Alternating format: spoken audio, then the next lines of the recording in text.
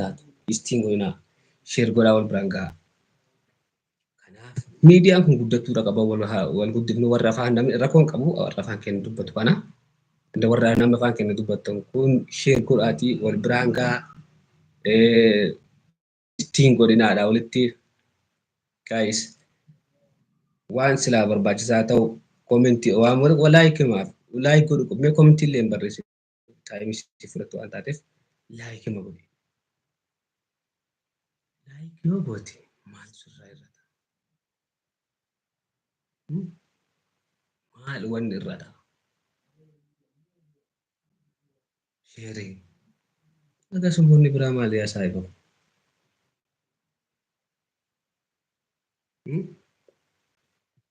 Hagammaa koomenti namni tokko kan jedhan jiru koomenti.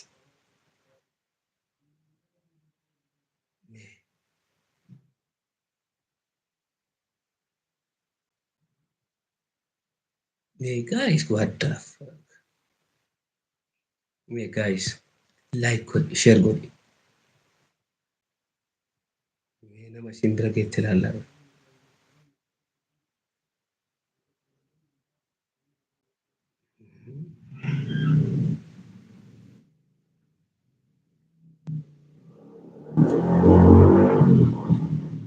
Maaloo inni gaafa.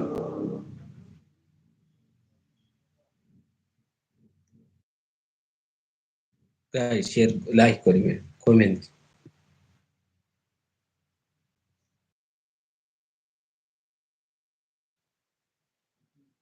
Guys, comment, like.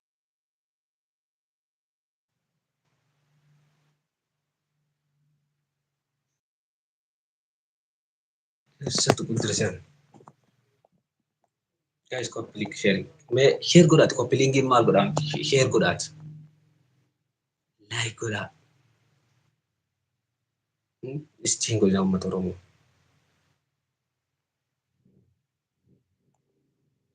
Istiin godhaa.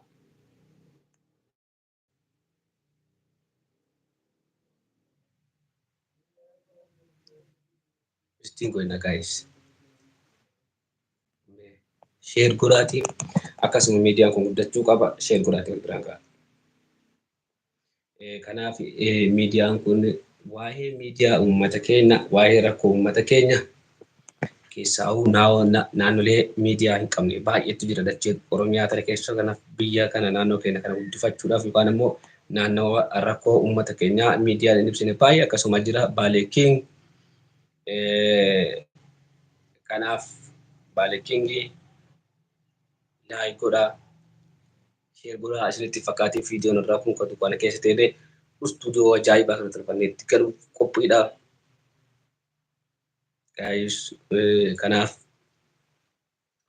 waan itti fayyadamuu qabnu waan akka itti fayyadamuu qabnu akka itti fayyadamuu qabnu namni qofti like agartee maaliif mallattoon iddoo bilbilaa san qofa hojjetan waan gaarii.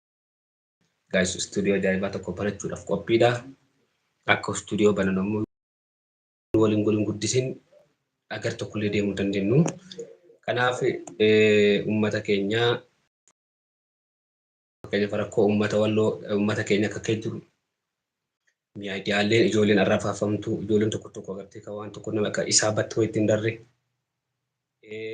irraa akkasiin agartee uummati miidiyaan uummata Oromootiif dubbata kan jedhulleen akka miidiyaa tokko kan qilleensa irra jirutti miidiyaa uummataa agartee miidiyaan ammoo mootummaa biyya keessa jiru guyyaa tokkoof uummata Oromoodhaaf wanni dabarsin jiru wanni uummata Oromoodhaaf godhessin jiru.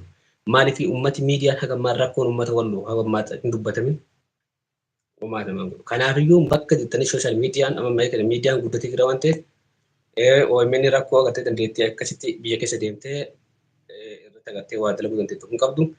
Kanammoo amma miidiyaa uummata biyyaa ta'uu danda'u warra biyya keessa jiru sooshaal miidiyaa agartee Facebook, FB keenya, Gmail akaawuntii kanneen akka itti fayyadamnu baruudha qabna.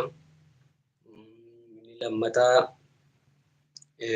namni akka Mubaarakee fi akkasuma hiriyoota isaa baay'ee wallaa baay'ee galatoomfadha. Raayyaa Abbaa Mancas akkasuma inni lammataa Oromoo isaa Rabbi nama adeeressu. Rabbi nama galataan malu akka malee galata guddaa qabu. Kanaaf uummata Oromoo waan biraa saniin jedhu akkasuma viidiyoo baay'ee